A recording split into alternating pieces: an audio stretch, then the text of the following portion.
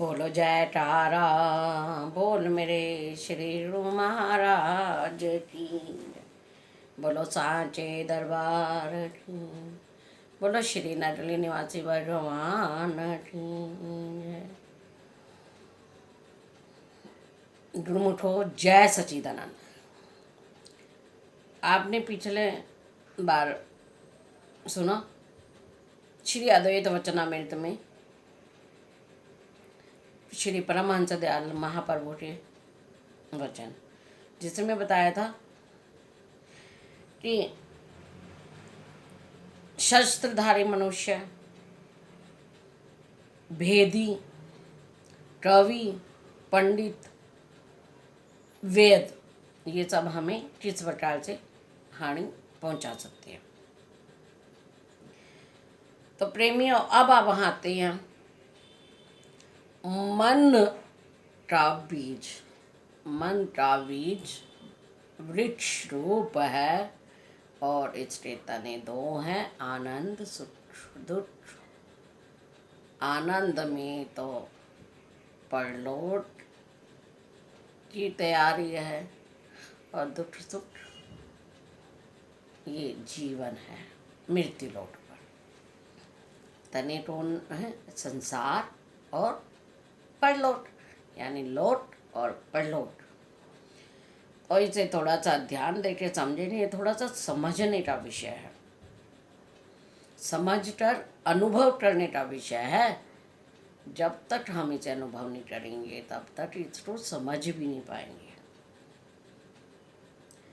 मन में जो बीज बोया जाता है उसका नाम कर्म है प्रेमियों। प्रयत्न करना सूर्य की गर्मी है, प्रेम पानी है, यानी उस काम को करते हैं, करने में जो क्रिया होती है वो प्रयत्न होती है। और प्रेम वो होता है क्योंकि उसको करने के लिए हमारे अंदर प्रेरणा मिलती है, प्रेम से प्यार से उसमें तड़प हो जाती है कि जल्दी से चलना है, ये काम करना है। अब बाबा बोले यदि संसार का बीज मन में बो दिया हमने और उसे उसी समय निकाल भी दिया, यदि संसार का बीज बो दिया और उसी समय वो टारे टारे उसको निकाल दिया, उसके बारे में सोच विचार नहीं किया, तो ये बहुत ही अच्छी बात है। अब आगे देखो, वासनाओं को जल लगते ही फिर उठ आती हैं।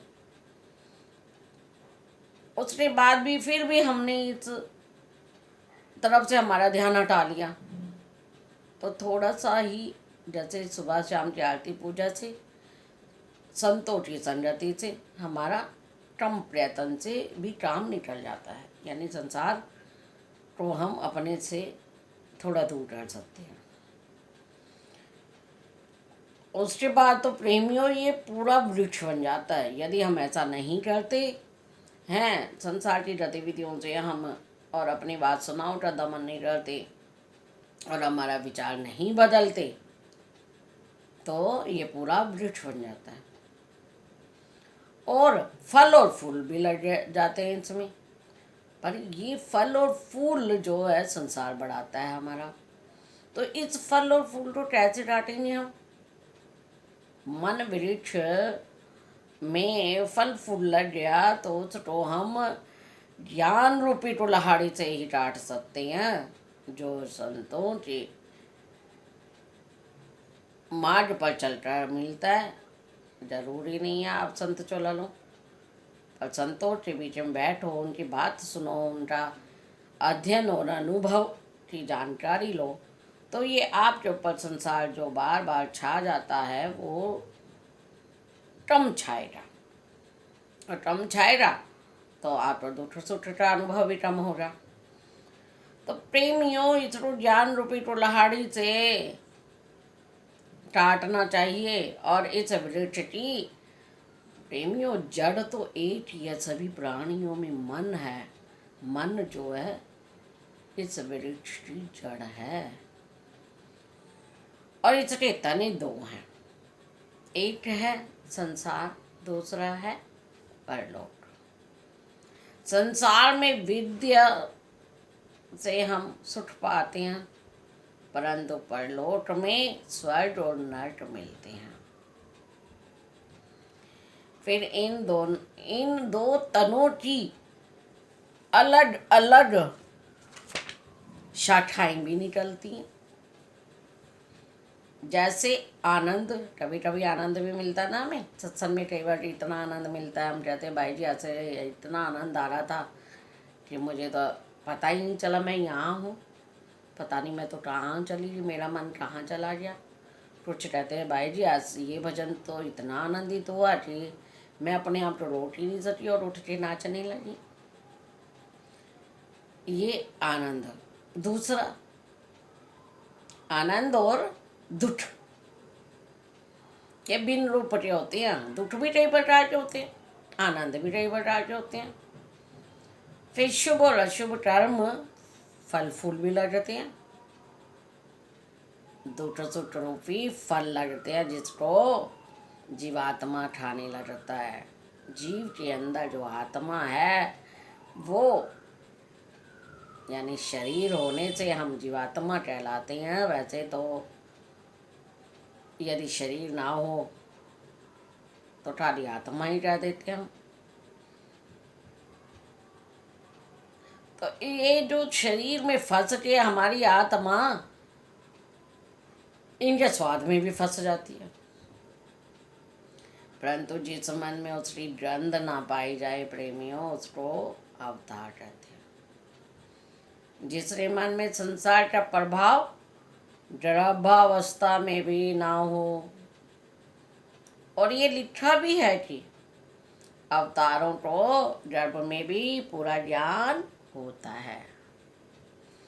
जिस दिल में अंधकार रूपी संसार का प्रभाव ही न हो, तो उस दिल में ऐसा प्रकाश होता है प्रेमियों, जिसको हम अपनी जीवा से वर्णन नहीं कर सकते और लेखनी से लिख नहीं सकते। ऐसे दिल के रहस्यों को वही दिल समझ सकता है जो वैसा ही दिल रखता हो, जिसका दिल वैसा ही हो प्रकाशित। ऐसे दिल में ध्यान, जो हमारे आध्यात्मिक ज्ञान की अधिकता होती है, जिसका वर्णन भी हम नहीं कर सकते। ये ज्ञान की लहरें इतने वेग से उठती हैं और बाहर भी आना चाहती हैं, परंतु ये आ नहीं पाती हैं, क्योंकि ये अनुभव का विषय है। जिस प्रकार जल फुहारे के मार्ग से चाहता है कि बाहर आ जाए, परंतु आपने देखा होगा ना, फुहारे में छिद्र छोटे छोटे होते, छोटा छोटा मार्ग बना होता है, जिसके कारण जल अपने धीरे उस पल नहीं होता, उद्देश्य पूरा नहीं करता और थोड़ा थोड़ा करके आता है, अपनी गति से बाहर नहीं आ पाता।